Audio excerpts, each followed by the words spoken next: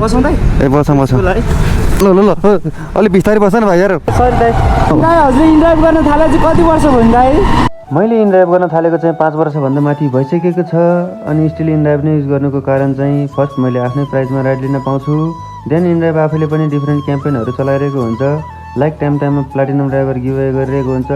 र 0% service फीवाला campaign पनि चलाइरहेको हुन्छ जस्ट रिसेन्टली यो फेब्रुअरी र मार्च 2 महिना नै 0.01% सर्भिस फी दिइरहेको थियो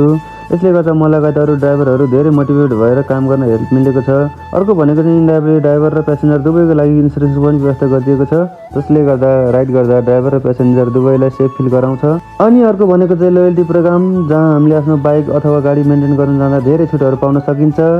यही कुराले गर्दा नै म इन्ड्राइभ नै चलाइरहेको हुन्छु यही हो यही हो दाइ पेप्सी कोला हो यो हो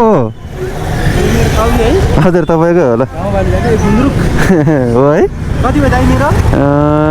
तपाईँको 150 रुपियाँ हजुर लाउँ दाइ 200 राख्नु हजुरले बाइक चलाउनु कस्तो राम्रो लाग्यो मलाई साँच्ची हो र म ठुलो भएपछि ड्राइभ गर्छु नि दाइ ए ल ठिक छ कस्तो राम्रो लाग्यो हजुरले बाइक नि राम्रो चलाउनु हुँदो रहेछ अनि हस् दाइ ल